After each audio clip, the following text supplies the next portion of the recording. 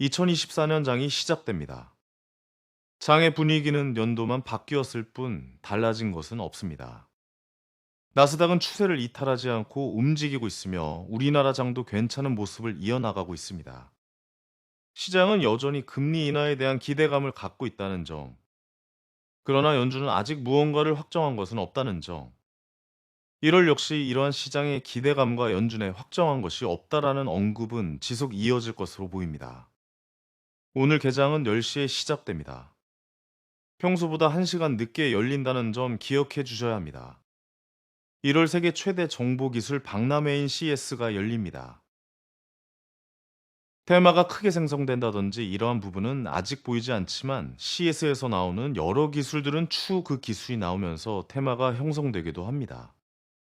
이번 CES에서는 AI를 중심으로 가전, 핸드폰, XR 등 AI의 본격적인 쓰임새에 대한 분야들과 현대차가 공개할 SDV 소프트웨어 중심의 자동차에 대한 청사진 공개, 그리고 현대차 쪽에서 처음으로 참여하는 UAM까지 여러 미래 기술에 대한 분야들의 발표와 공개가 나올 것으로 보입니다. 바이오 쪽은 JP모건 헬스케어가 8일부터 시작되며 우리나라의 몇몇 기업들이 참여를 했고 그 기대감의 상승이 진행되고 있습니다. 기대감 다음은 재료가 소멸이라는 점을 기억해 주시는 것이 매매에서 중요한 부분입니다. AI 핸드폰에 대한 경쟁이 시작되는 삼성의 첫 공개가 1월 중순에 있습니다. 기존 삼성과 애플 그리고 중국 회사들의 핸드폰 경쟁이 있었으나 AI폰 경쟁에 구글과 마이크로소프트도 참전하면서 생성 AI가 적용되는 핸드폰 경쟁이 본격 시작됩니다. 생성 AI 스마트폰의 성장은 2027년까지 연평균 83% 이상 성장할 것이라는 보고서들도 있는 만큼 AI 쪽에서도 스마트폰에 적용될 만한 기술을 가진 회사들 중심으로 살펴보는 것도 좋은 투자 포인트가 될 수 있습니다.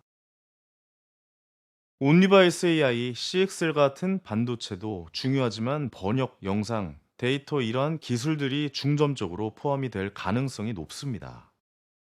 이번 주 뮤지카의 음원 조각 투자에 대한 승인 여부도 좋은 포인트로 살펴봐야 하며, 요즘 계속 뉴스가 나오는 저출산은 이번 달 대통령 주재로 열리는 저출산 고령사회위원회에서 정책을 발표합니다. 저출산은 상당히 중요한 상황이므로 정책 발표 전 기대감에 의한 종목의 움직임을 지속적으로 봐야 합니다. 총선이 다가오면서 정치 쪽을 안 볼 수가 없습니다.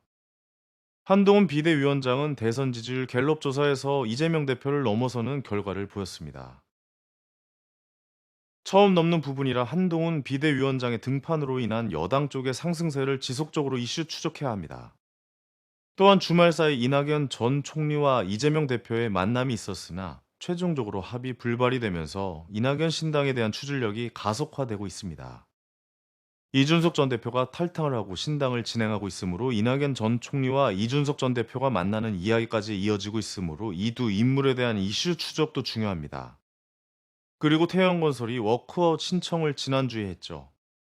그 이후 여러 뉴스들이 나오고 있는데 워크아웃 신청 하루 만에 유동성 확보에 대한 약속을 어겼다는 뉴스가 나왔습니다. 태영건설 이슈를 주목해야 하는 이유는 부동산 PF의 연속적인 등장도 중요하지만 그들이 계열사로 보유하고 있는 SBS 때문입니다. 태영건설은 SBS를 매각하는 것을 거부하고 있으나 현재 행동과 현재 매각을 내놓은 회사만으로는 SBS를 지킬 수 있을까라는 의문이 존재합니다. 이번 달 11일 채권자 협의회에서 무언가 이슈가 나올 가능성도 존재하므로 태영건설 이슈는 지속적으로 체크해 봐야 합니다.